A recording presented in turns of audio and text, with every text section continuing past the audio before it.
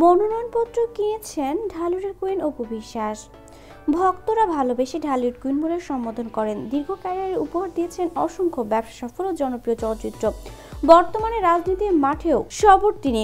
একাধিক জাতীয় সংসদ নির্বাচনে বিভিন্ন এলাকায় আওয়ামী লীগের হয়ে নির্বাচনী প্রচারে অংশ নিতে দেখা গেছে তাকে। এবার জাতীয় সংসদের সংরক্ষিত নারী আসনে মনোনয়ন ফর্ম কিনেছেন বলে জানিয়েছেন অপু বিশ্বাস নিজেই। গত 15 জানুয়ারি মনোনয়নপত্র কিনেন অপু বিশ্বাস। এ প্রসঙ্গে অপু বলেন, নিজেকে রাজনীতির সঙ্গে জড়ানো, মুক্তিযুদ্ধের সপক্ষে থাকতে পারা আমার জন্য বিশাল সৌভাগ্য বলে মনে করি। মনোনয়ন ফর্ম কিনেছি। আমি নারী ও শিশুদের নিয়ে কাজ করতেই রাজনীতির মাঠে নেমেছি, কারণ আমি এই বিষয়টার সঙ্গে সরাসরি জড়িত। আমাকে ও আমার সন্তানকে এই বিষয়টি সাফার করতে হয়েছে। তিনি আরো বলেন, আমি বুঝি একজন নারীকে কতটা সমস্যায় পড়তে হয়। নারী ও শিশুদের বিভিন্ন সমস্যায় তাদের পাশে দাঁড়াতে চাই। আমাদের মমতাময়ী মা মাননীয় প্রধানমন্ত্রী যাকে যোগ্য মনে করেন তাকে কাজ করার সুযোগ দেবেন।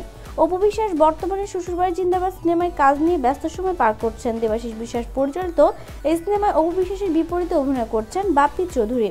এছাড়া কলকাতার জনপ্রিয় সঙ্গীত শিল্পী নচিকেতা চক্রবর্তীর লেখা শর্টকাট নামে সিনেমায় অভিনয় করছেন অপু বিশ্বাস।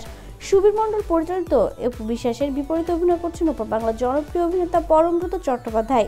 এছাড়াও 2 দিন ধরে অপু বিশ্বাস এবং শাকিব খান দুজনেই এফডিসিতে কাজ করেছেন। একজন 1 নম্বর ফ্লোরে, একজন 3 নম্বর ফ্লোরে। অপু বিশ্বাস সুন্দরী নারকেল তেলের একটি বিজ্ঞাপনের শুটিংয়ে অংশগ্রহণ করেছিলেন এবং শাকিব খান তার অভিনীত শাহিনশা ছবির শেষের দিকের শুটিংয়ে কাজ করছেন।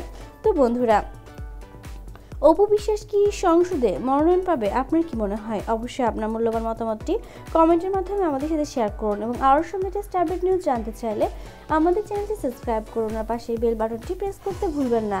ধন্যবাদ।